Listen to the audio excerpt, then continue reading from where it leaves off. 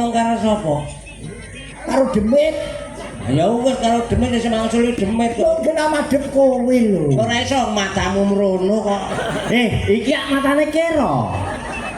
Oh iya, Dik. Iki ana dagelan paten-patenan yo bengi. Ya sabar, Dik. Karena wong tua ki angel. Oh, ngerti kancane kira kok nyawang seliring kok diseneni. Ya mbak mau ngomong, aku ku nek ngemati ora iso pas. Yo yen ra pas ora dadi anak loro to lho. Wah nek ku digarayahi kowe kecekel e. Foto ngamu. Lah iya. Kamu kok kudu Derek pasta.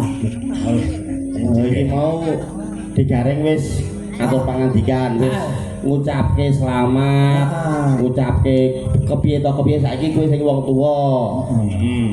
Oleh tinggal beli ngopo. Iya. Nyamang ngopo to.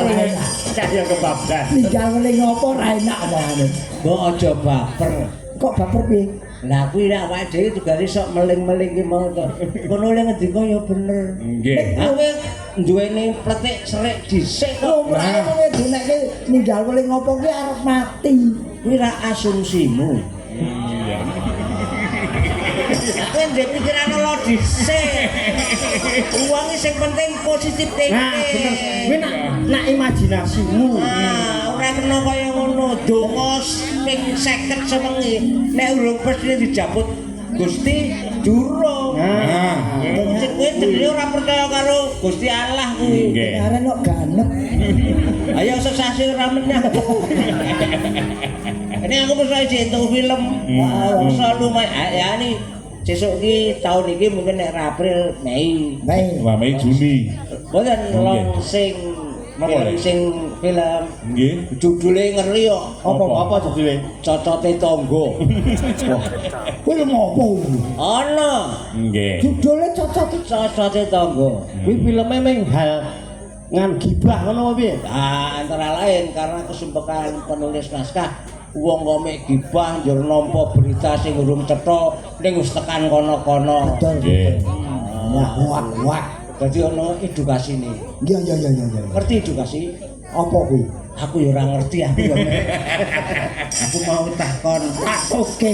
Takon Pak Bagus. Pak Sigit. Bagus karo sikit diterjemahke padha kok boyo. Nggih. Ya, Ora sae karepmu. Nggih. Ya Pak Sigit. Oh, padha-padha wis sae kok iyik. Apa gawe dhewe selirane numut. Aku emang ya padha wae sikit iki tegese bagus. Lah iya. Nek umpama aku salah, sing muji salah kowe. Ayo salah dhewe aja nyokot-nyokot kanca. Nek sing muni bagus karo sikit sapa mau? Aku. Ayo weh. Mula filosofi ning wong Jawa, ngarani wong nek nuding wong ora gelem introspeksi. Maksude Kowe kurang ajar kowe. Sing nuding kowe dirjine pira? 1. Sing bali ning awakku pira? 4. Telu matane kira. Iki macam iki. Iki kan ora iki kudu dalange. iki ana dagelan gelut aku ora melu-melu. Aku wis sepai celure to karo Pak Sigit. Aku wis ngomong karo Pak Sigit wis matur Pak Sigit, Pak. Dagelan tuwek aja dicampur. Mesti kerekeran aku. Bebayani tenan. Wong nek mau kowe benerke kabeh ngendikane Mas Dalang Tantut Taliwondo ki dadi Nek Taliwondo ki cancut. Cancut Taliwondo ki tantut kok. Kowe jenenge ora bacake ngelih jeneng lho. Agar ilate sabab iki lho. ya dagelan nek kleru Senen iki le ana Sutanto kok. kowe mah ya salah yo. Padha saleh kok. Jeneng Tantut Taliwondo. Efeke nek pun sah ngeten iki. Dadi mengko Ora ana sing diarep-arep lho. kudu arep ngetrak kancane. Lagi. Wah, jan saestu. Alhamdulillah. Awake dhewe sik nderekke dhisik pepunden, sing putrane sing teruske. Nggih. Ya alhamdulillah banget kuwi. Delalah adi kula putrane bulik niku pikantuk tanggane Rek Marwoto niki. Oh, sapa? Nokman niku menika. Lah nggih iki par foto karo Rek Marwoto. Wah, Nek esuk lari-lari. mlaku lari. Umur sak kula niku rek entuk mlayu. Lah kok ngono? Nggih, mergo semua badan itu ditopang oleh kaki. Nggih. Aja kon mlayu. Mlaku wis sandale keri kok. Ora kowe. Serino. Lah ya padha. Sandale keri lho. Nek nganggo meneh wis angel kae lho. kongkonanmu. Lu lebokno le. Wah, aku nek esuk mlaku-mlaku. Nggih. Oh, ku karo anune Mas Dalang kuwi. Nggih, kali adik kula. Apa wis mbobot garwane. Nggih, leres. Syukur. Dia nama yang ngabari aku. Sampai aku di Mbak. Ayo yo. Letak. Oh ngerti ya anu dereke Mas Tanto. Wes langsung diupload karo beliaunya. Nggih. Mulai jenenge wong iki sing penting serawu. Oh, nggih. Baik, kita tenanan dulu iki wis tenanan. Iki itu wae. Piye. Siji Srawo terus Syukur. Ternyata saiki syukur. Anu serawung karo syukur kuwi. Syukur ki candi. Syukur iki jare ka Semarang. Wingi sing tok colong bane mobil kae lho. Laporan aku takon. Takon koyo nyekete kok. Syukur ki apa?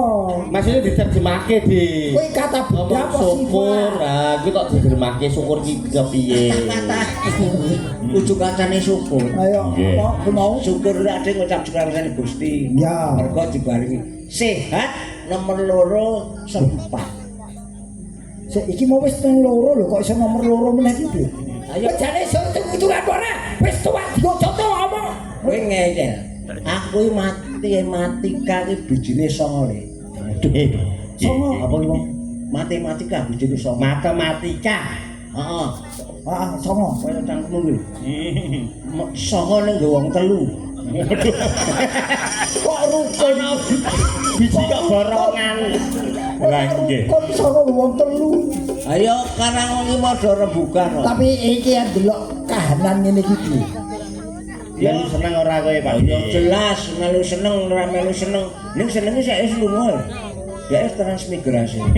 Maksudnya ya atine awake dhewe iki seneng ora. Bombong, Delok ke mongko. warga ngene. Bobong lak cedak kebumen kuwi. Kae